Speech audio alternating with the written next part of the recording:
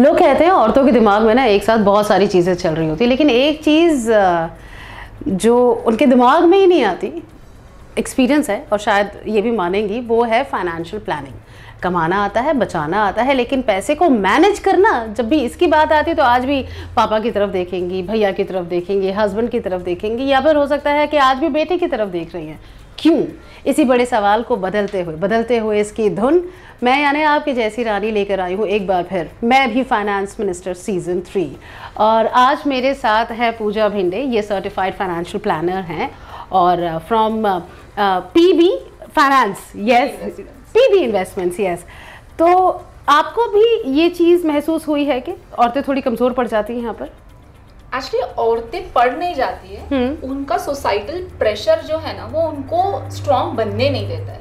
मैं कहूँगी इतने टाइम से जो ट्रेडिशन चलते आया है कि ये डिपार्टमेंट इन्हीं का है। जैसे कुकिंग का डिपार्टमेंट औरतों के ऊपर जैसे आ गया है, मर्द वहाँ पे एंट्री ही नहीं लेते, वैसे औरतों ने भी सोच लिया है कि भाई नहीं, फाइनेंस तो इनका डिपार्टमेंट है, मुझे यहाँ से दूर ही रहना है। सो मुझे लगता है कि ट्रेंड बदल रहा है। पर ये क्यों? मुझे समझ, ये तो तब की बात है ना जब आदमी बाहर जाता था, कमाता था और औरत घर पर खाना बनाती थी। अब तो औरत भी जा रही है कमाने के लिए बाहर, पैसे तो वो भी ला रही है। मैं वही कह रही हूँ कि एजुकेशन हो गया है, काफी एजुकेशन बढ़ गया है। एजुकेशन की वजह से लोग बाहर भी निकल रहे हैं, उनको पढ़ाई भी करनी है, उनको हर प्रोफेशन में आगे बढ़ना है। आप देखो आज औरतें कितने सारे प्रोफेशंस में आपको देखने को मिलेंगे। इनफैक्ट मैं कहूँगी not even educated, uneducated class में भी आज हम देखते हैं ऑटो रिक्शा भी एक विमेन चला रही है, बस भी एक विमेन चला रही है।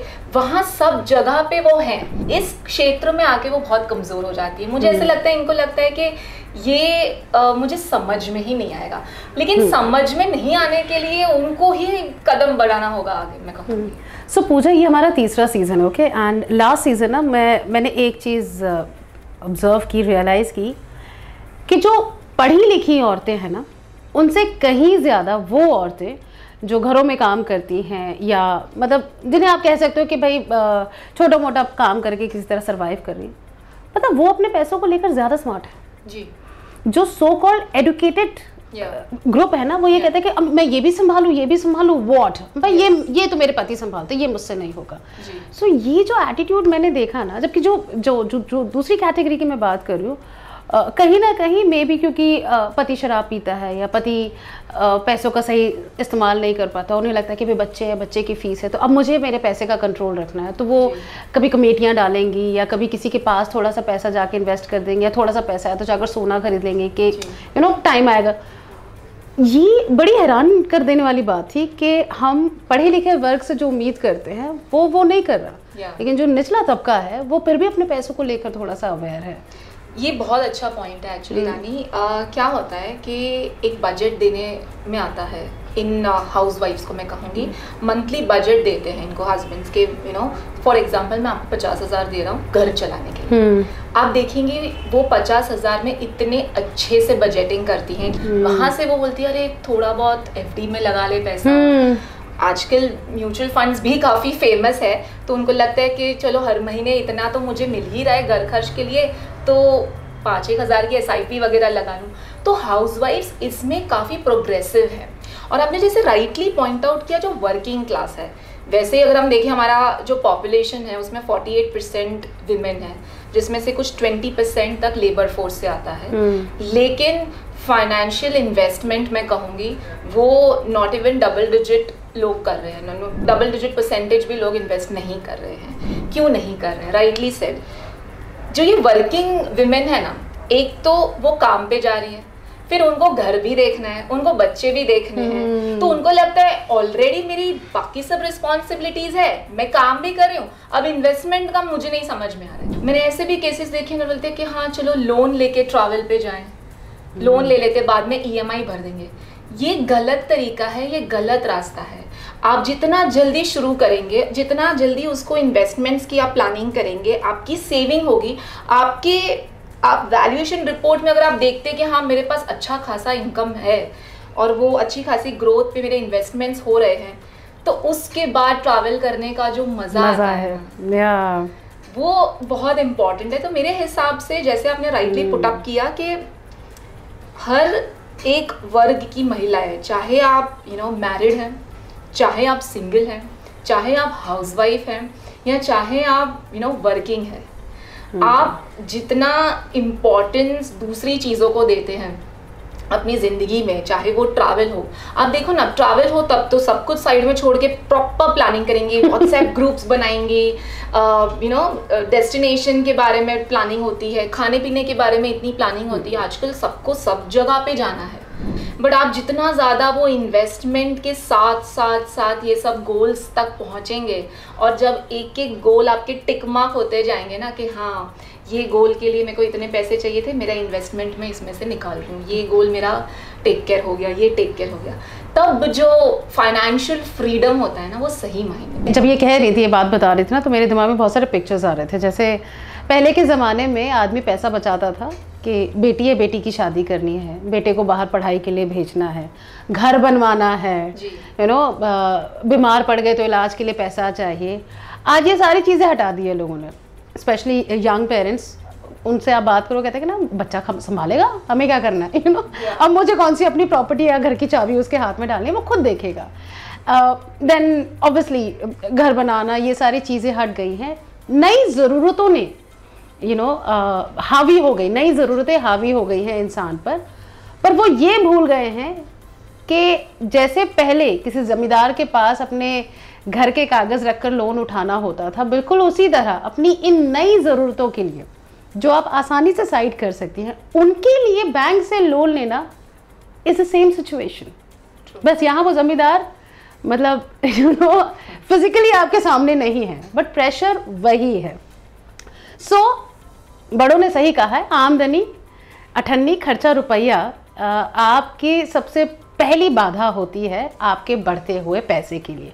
ज़रूरी है समझना कितना कमा रहे हो और उस कमाई में से कितना हिस्सा बचा रहे हो और कितना हिस्सा इन्वेस्ट कर रहे हो, तो वो समझ लेते परसेंटेज। बहुत बहुत ज़रूरी है ये। क्या होता है, काफ़ी टाइम जैसे ही इंसान शुरू करता है ना कमाना, तब ऐसे लगता है कि नया नया कमा रहे हैं, तो नया नया कमाते तो उनको खर्च करने का भी मज़ा आता है। सो सबसे पहले ना मैं कहूँगी, ये एक चीज़ ये माध्यम से कहूँगी कि हमारी जो एजुकेशन सिस्टम है, इसमें कहीं ना कहीं financial planning, financial freedom, saving, budgeting, इसकी थोड़ी बहुत कहीं पे नॉलेज बच्चों में, लोगों में, या जो बड़े हैं वो भी अपने बच्चों को जैसे दूसरी चीज़ें बताते हैं वैसे ये भी बताना चाहिए। सो ये एक हो जाती है शुरुआत। जब 18 साल के बाद बच्चा मेजर होता है, एक बैंक अकाउंट से उनकी खुद के हर महीने अगर आप SIP शुरू करो, जो म्यूचुअल फंड्स में कहते हैं, एंड जब से आपकी अर्निंग शुरू होती है, चाहे वो पॉकेट मनी के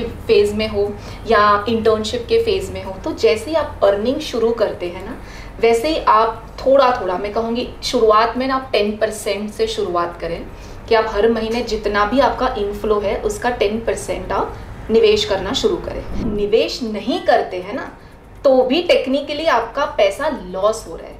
कैसे?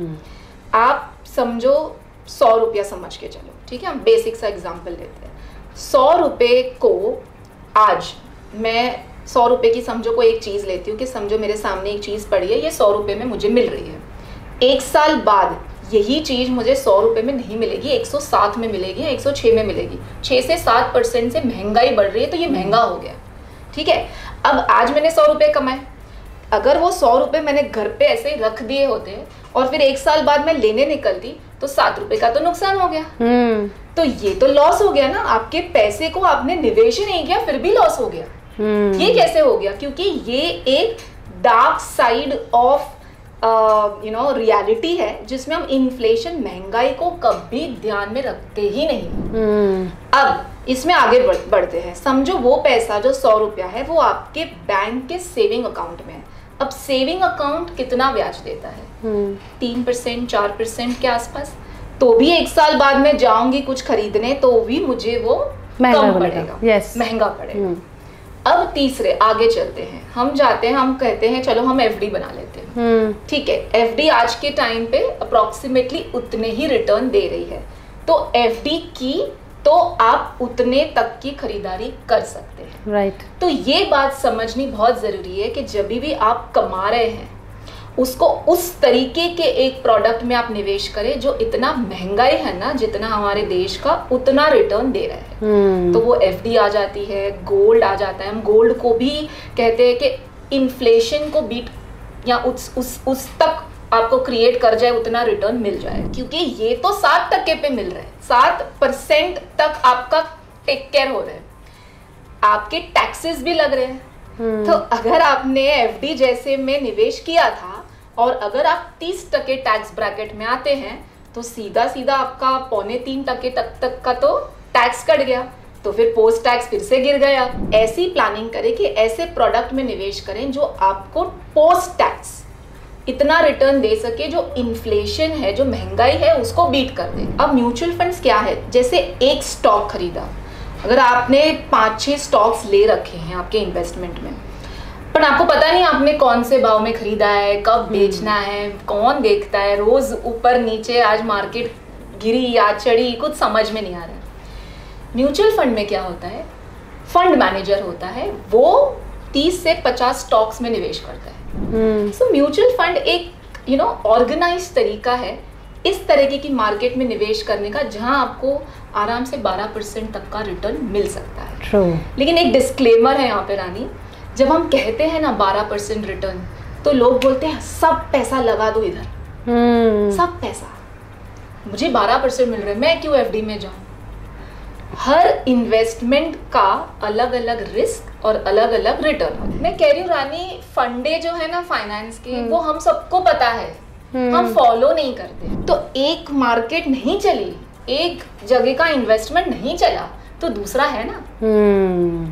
तो इसके लिए इक्विटी में रखो, म्यूचुअल फंड का रूट लो, फिक्स डिपॉजिट में रखो, गोल्ड में रखो, प्रॉपर्टी में रखो, लेकिन डाइवर्सिफाइड। अब रिस्क क्या है, आप वड़ा पाव खाते हो? हाँ, हम सब यहाँ वड़ा पाव खाते ही होंगे, हमारे जो लिसनर्स हैं।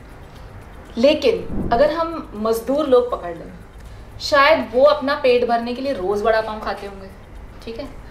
आप और मैं शायद जब मन करे या हमारे डाइट अलाउ करें, तो हम महीने में 1-8 बार खा लेते होंगे। कोई बाहर से कोई मेहमान आता है और वो खा ले, तो उसकी तो भाई नौबत है। हर इंसान की स्ट्रीट फूड पचाने की क्षमता अलग होती है, ठीक है, क्योंकि हर एक का उस तरीके का डाइजेस्टिव सिस्टम नहीं होता है। वो शायद रोज वड़ा पाव अगर हम खा लें या कोई बाहर से आए वो खा ले, तो उसकी तो तबीयत खराब। सो वैसे ही फाइनेंस में हर इंसान की रिस्क जो होती है ना, वो अलग होती है। और महिला, यहाँ पे हम फिर से महिला को लेके आए, महिलाएं वैसे ही नेचर में बहुत कंजर्वेटिव होती हैं।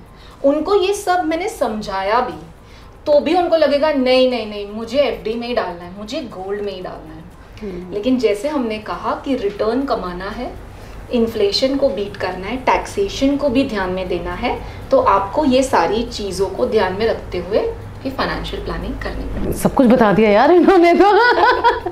अब मुझे ये बताइए कि कौन सी चीज़ है जो रोक रही है लोगों को, जैसा आपने कहा कि पता सबको है, पर क्या क्या रोक क्या रहा है? I think dependency. जब तक किसी की जिंदगी में कुछ ऐसी सिचुएशन नहीं आती कि जो कमा रहा है और जो सब कुछ ध्यान दे रहा है वो नहीं है, तो अब सब मुझे करना है, उस दिन ऐसा लगेगा कि अब क्या, अब कैसे मैनेज करूँ, कहाँ से शुरू करूँ। कोविड बहुत ही राइटली एक हम सबके पास एक एग्जाम्पल है कि हम सबको तब समझ में आया कि फैमिली इम्पोर्टेंट कितनी है, हेल्थ कितनी इम्पोर्टेंट है, सिक्योरिटी इम्पोर्टेंट है, पैसा भी उतना ही इम्पोर्टेंट है। मतलब हम बोलते हैं ना, जिंदगी में काफी टाइम हम कितने भी आगे बढ़ जाए, हमको लगता है कि नहीं नहीं पैसा हाथ की मैल है एंड ऑल दैट डायलॉग अच्छे हैं। जिनके पास पैसे होते हैं ना रानी, वही डायलॉग मार सकता है। अगर पैसे नहीं है ना, तो तब समझ में आता है कि हाउ ईच डे आप पास कैसे करते हो, कैसे कमाते हो, कैसे लोगों को खिला पाते हो, पिला पाते हो। तो ऑब्वियसली मैं यहाँ पे एक स्टेटमेंट ये मानना चाहूँगी कि हर इंसान जो अच्छा खासा कमा रहा है, जिनके पास बहुत पैसे है ना, वही अमीर नहीं है। जो 1000 रुपया भी कमा रहा है ना, लेकिन वो निवेश कर रहे जल्दी, एकदम सही एज से, बहुत यंग एज से अगर वो निवेश कर रहे हैं ना, वो भी अमीर है। महंगाई सब जगह, मैं कहूँगी ना 6-7% तो हमने ऐसे ही पकड़ ली, लेकिन दवाई, एजुकेशन, ये सब जगह पे तो है ना, ग्राउंड रियलिटी में देखें तो 10-10% से महंगाई बढ़ रही है। सो कौन सी वो चीज़ें, जैसे इस बात में मुझे आया कि कौन सी वो चीज़ें तो कर ही लो आप। मैं नहीं कह रही कि ट्रेडिंग करो, मैं नहीं कहती कि मतलब आप मतलब महारथी हो जाओ, स्टॉक मार्केट एकदम ऐसे आपकी उंगलियों पर आ जाए, बट ये बेसिक है। जैसे घर में दाल चावल बेसिक है ना, कि इसके बिना कैसे जियोगे, तो इन्वेस्टमेंट्स में वो बेसिक है। वेरी नाइस क्वेश्चन रानी, वेरी नाइस क्वेश्चन। मैं कहूँगी सबसे पहले, आप महिलाएं हैं या महिला नहीं भी हैं, ठीक है, आप एक डायरी लिखिए। सबसे पहले लिखना शुरू करें कि आप कौन सी एज से हैं, ठीक है, आपके घर में कितने लोग हैं, ठीक है, आपके घर की इनकम कितनी है, आपके घर के ज़रूरी खर्चे कितने हैं, ठीक है, आपके घर की कितनी सेविंग हो रही है, ये एक हो गया। अभी घर में क्या गोल्स हैं, बच्चों की शादी है, बच्चों की पढ़ाई है, खुद का रिटायरमेंट है, ये तो मोटा मोटी 3 है, हेल्थ का एक ध्यान देना है, और थोड़ा बहुत ट्रैवल के लिए रखना, और इमरजेंसी के लिए पैसे रखने, ठीक है, ये इतना समझ में आ गया।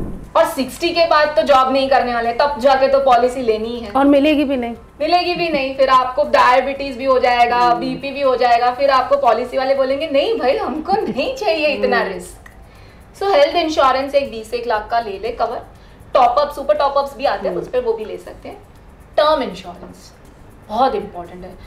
आप समझोगे काफी टाइम रानी क्या होता है, लाइफ इंश्योरेंस के नाम पे ना सब बोलते हैं मेरे पास बहुत सारी लाइफ इंश्योरेंस पॉलिसी है, तो उनको लगता है मेरे पास बहुत इन्वेस्टमेंट है, लेकिन इंश्योरेंस अलग होता है, इन्वेस्टमेंट अलग होता है। इंश्योरेंस में क्या लेना चाहिए, एक हेल्थ ले लो और एक टर्म इंश्योरेंस एक वो तरीके की पॉलिसी है कि आज मेरी डेथ हो गई, मैं पैसा कमा रहा हूँ, मेरी डेथ हो गई, तो मेरे बाद मेरे बच्चों की, मेरे फैमिली मेंबर्स को वो पैसा मिलेगा, जिससे ये सारे गोल्स टेक केयर हो जाएंगे।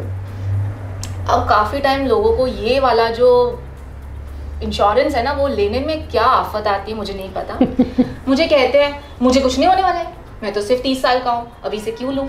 नहीं 60 साल वाले भी यही कहते हैं कि नहीं हम, अरे मैं तो मेरे को कुछ नहीं होने वाला है, क्या लेके। और क्या होता है ये वाली पॉलिसी में ना रानी, प्रीमियम भरते हैं ना, रिटर्न नहीं आता, रिटर्न नहीं है ना कुछ यार। तो तुम मुझे एक बात बताओ, हम सब व्हीकल्स चलाते हैं, कोई 2 व्हीलर चलाता है, कोई गाड़ी चलाता है, तो गाड़ी आप इंश्योरेंस के बिना गेट के बाहर निकाल सकते हैं, क्यों, गवर्नमेंट ने कंपलसरी कर रखा है। लेकिन हम जो है ना इंसान, उसको कोई इम्पोर्टेंस ही नहीं है। आपने ऐसी प्लानिंग कर रखी है कि आप जिन बच्चों के एजुकेशन के लिए प्लानिंग कर रहे हैं, अगर आप नहीं है तो उनको भी 2 करोड़ पीछे मिल जाएगा। सो टर्म इंश्योरेंस कितना होना चाहिए, आप जितना कमा रहे हैं ना उसका 20 गुना।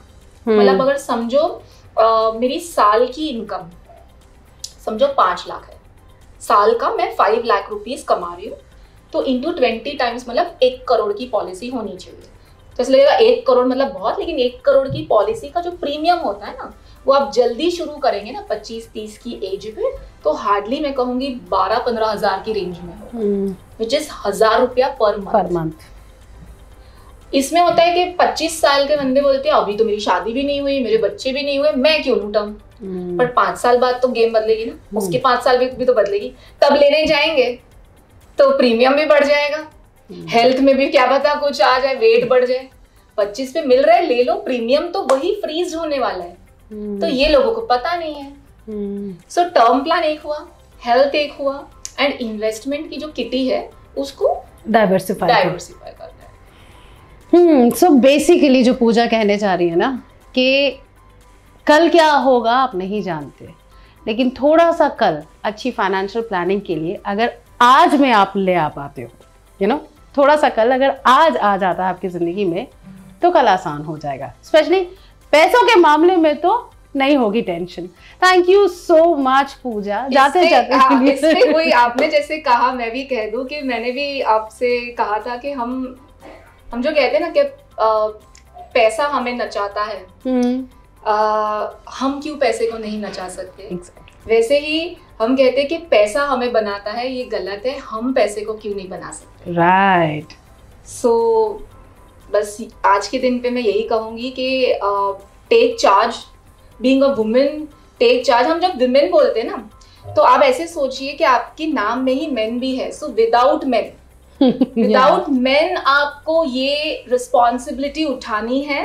आप कोई भी स्टेटस की क्यों ना हो, आपको सब पता है। आप सोशल मीडिया भी ऐसे सीख लेते हैं, और आप जो भी नई चीज आती है ना, आपको भी चैट जीपीटी भी पता होगा। आप जो डिस्कशंस करते हैं ना, जब आप सोशल में जाते हैं तब आपको सब कुछ पता होता है, लेकिन फाइनेंस आपको नहीं पता है। आप फाइनेंस के बारे में बेसिक नॉलेज से शुरुआत करेंगे ना, आप देखो, आप वो कॉन्वर्सेशन में मेन के सामने भी ऐसा लगेगा अरे इसको कैसे पता है, इसको सब कुछ पता है। तो एक चीज भी हम क्यों पीछे छोड़े। मुझे इनकी एनर्जी बहुत अच्छी लगी। I loved her. I think it's both ways. Yeah, we are on the same page somewhere. Yeah. Thank you so much, Pooja. Thank you.